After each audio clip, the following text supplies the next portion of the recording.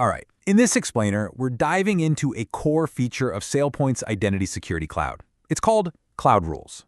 You can kind of think of them as the secret sauce that lets companies tailor a massive cloud platform to their own unique and, let's be honest, sometimes quirky business needs.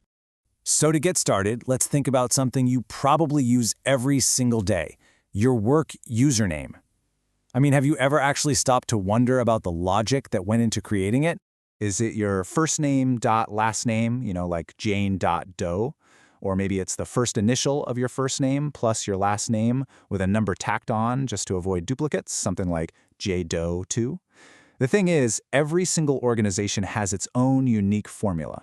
In that simple example, well, it points to a much, much bigger issue in identity management.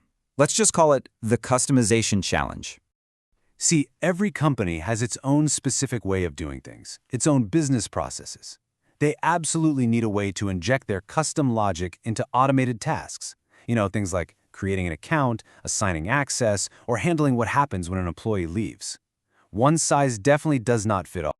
So how does a big cloud platform like SailPoint handle this need for basically endless customization? Well, their answer is something called Cloud Rules. At its heart, a cloud-executed rule is basically a small, self-contained script. It lets you inject your company's unique logic right into SailPoint's processes. But here's the key. It runs in a very controlled and secure sandbox right inside the SailPoint cloud. Now, what's really interesting here are the guardrails that SailPoint puts in place. These rules, they run entirely in the cloud, and they operate in a super restricted context with read-only access to data.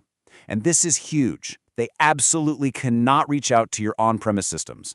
This design is just critical for keeping everything secure and stable in a shared multi-tenant environment, because remember, your code is running on the same infrastructure as hundreds of other customers. So that's the theory, right?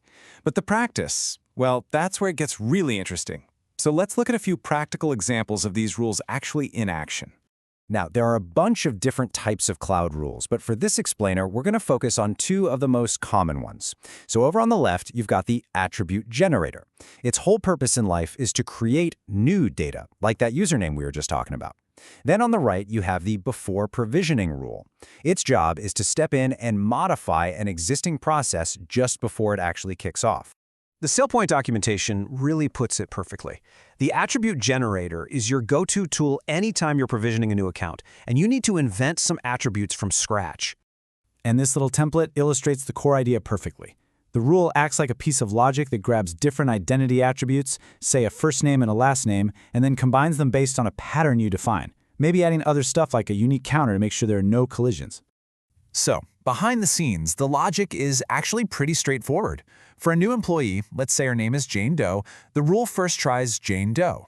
Then it'll check if that username already exists in the system. If it does, no big deal, it might try Jane.Doe1. Checks again, then Jane.Doe2, and it just keeps going until it finds one that's available. Okay, let's switch gears to the before provisioning rule. Now, this rule isn't creating new data, it's changing the plan. So, for instance, if an employee's status changes to terminated, this rule can jump in and make sure the disable account command gets included in the plan. Or maybe it could dynamically move a user to a specific group in Active Directory based on the department. It's all about modifying those provisioning instructions on the fly. So, as you can see, this is all super powerful. But you know what they say, with great power comes great responsibility. And that brings us to the mandatory rule review process. So why is this review even necessary? Well, remember, your code is running inside SailPoint's shared cloud infrastructure. SailPoint has to make sure that no single rule can mess with the security, the integrity, or the performance of the platform for all the other tenants. And listen, this is a really critical distinction to understand. SailPoint's team is not testing your business logic. They're not checking if your username format is correct. What they are doing is an integrity check, just to make sure your code is safe, it's efficient, and it won't harm the platform.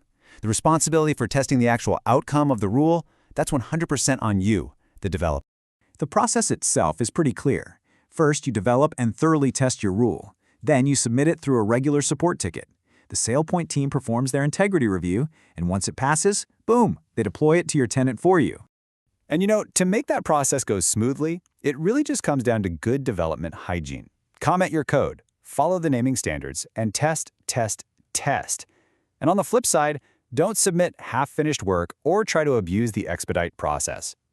If you do follow those best practices, the turnaround is actually pretty impressive. Most rules get reviewed and deployed in about 24 hours. All right, we have definitely covered a lot of ground. So let's boil it all down to the essential takeaways. So what's the big picture here? Well, cloud rules are a powerful trade-off. You get this amazing ability to inject custom business logic right into the platform, but you have to do it within a secure, read-only sandbox. This controlled environment, which is enforced by that mandatory integrity review, is really SailPoint's answer to letting customers customize the platform without ever compromising it. And this leaves us with a really fascinating final question. SailPoint's cloud rules are one answer to this fundamental tension, right? The tension between giving customers deep customization and guaranteeing the security of a shared platform. It really makes you think, in this cloud-first world we live in, how can we best balance those two critical needs?